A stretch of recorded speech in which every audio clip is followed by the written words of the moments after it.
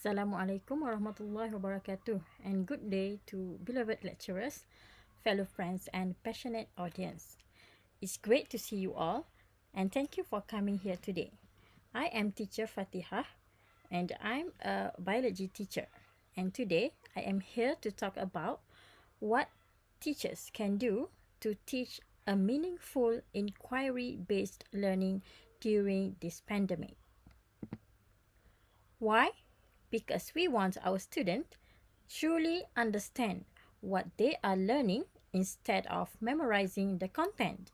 And I know things are going to be very challenging for us teachers, but challenges are what make life interesting, and overcoming them is what makes life meaningful. And a wise man said, "You are not obligated to win. You are obligated to keep trying to the best that you can do every day."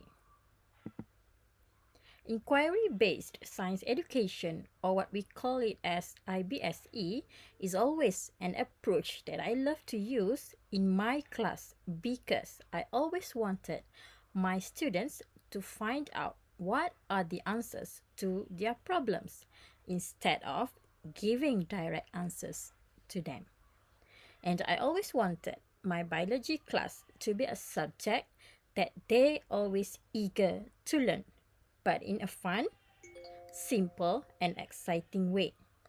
It is because I believe that they would have learned more if they can solve the problem themselves, and that would be a great experience for them in understanding the content.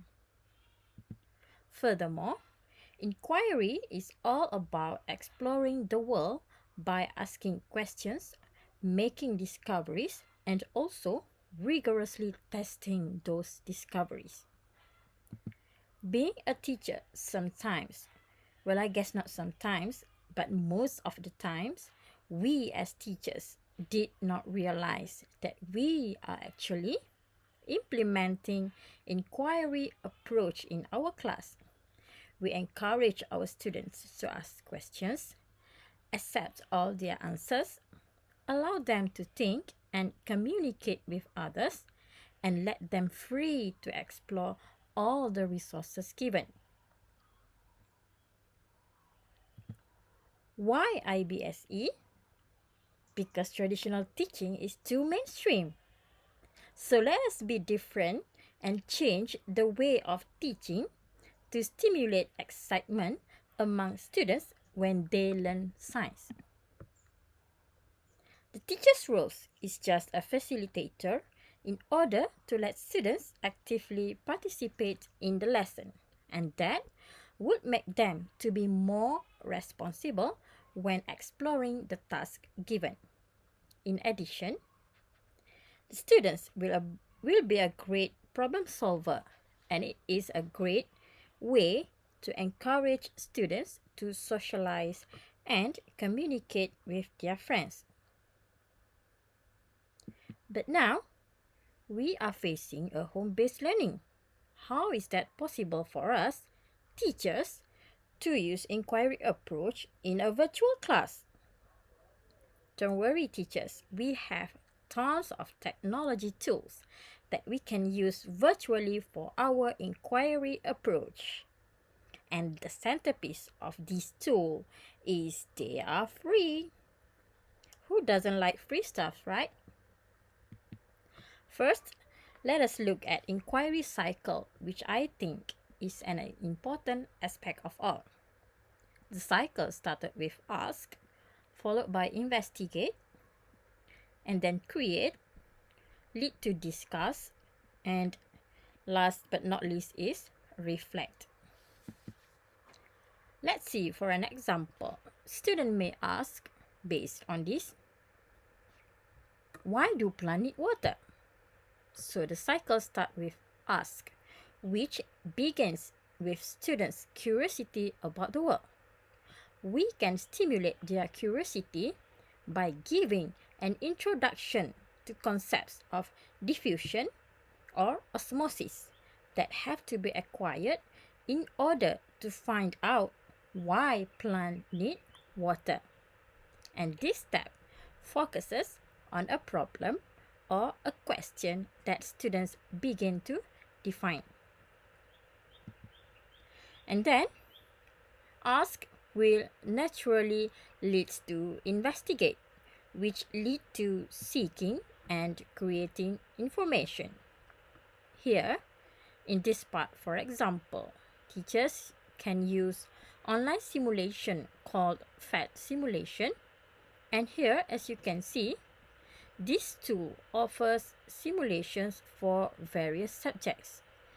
And as we can see here, they have physics, chemistry, maths, earth science, and also biology.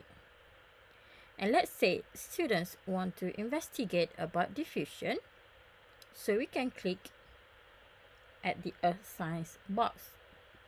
So this page will appear, and here we can see the diffusion simulation. So we click here and we will be directed to this page. And as you can see here, we can share the link of this simulation with our students, and we can even download it to our devices. Isn't that cool, teachers?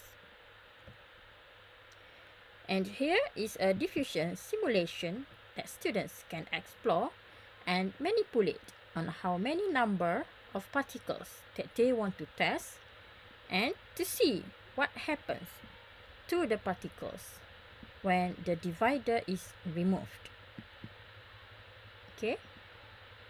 Students or group of students collect this information, study, collect and exploit the resources, look or everything that they want to do. They already can redefine the question, make it clearer, or take to another direction. And investigate is a self-motivating process totally owned by the active students. Then, create is where the collected information begins to merge. Students will start making links, and they may generate new thoughts, ideas, and theories that are not directly inspired by their own experience. They write down in some kind of report, and here students can use Canva in writing their findings. They can choose any templates that can be used, or that they are interested into to write the reports. And they can even write it as an Instagram post. Yes, kids nowadays, they love Instagram so much. So why don't we diverge their obsession to Instagram by adding just a little bit of informative post? So they can choose and create their reports and write what are the info that need to be there. Let's move to the discuss point. Okay, here students share their ideas with each other and ask others about their own experiences and investigations. Here, the student can use the comment space in their Instagram post, or teacher can create a new discussion room using Flipgrid or even Google Classroom.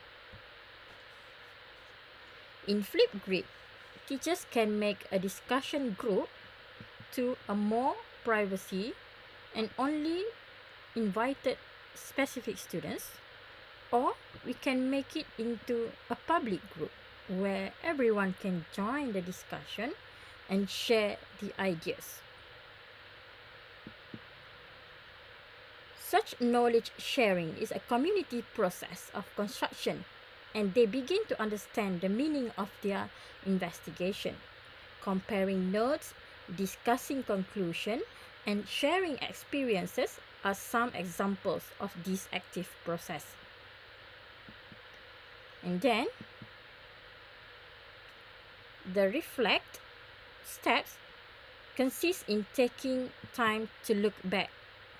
Here, teacher can use anchor, For example, it is a podcast where the students can share their reflection and think again about the initial question, the path taken, and the actual conclusions in the form of voice note.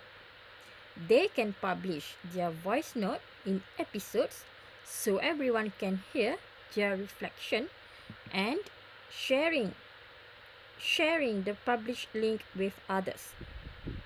Students look back and maybe take some new decisions.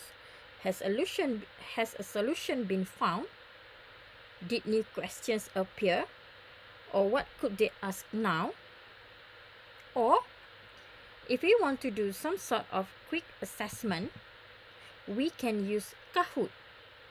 Okay, Kahoot, where the students can join the quiz by entering the game pin obtained from teachers.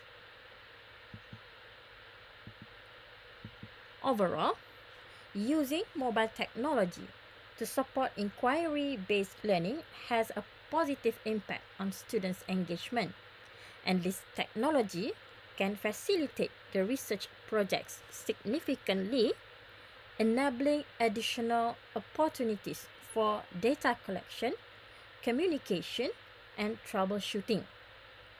Furthermore, the ability for real-time use of social media further enhances learning and engagement and feedback, and also input from experts that validates the experiences.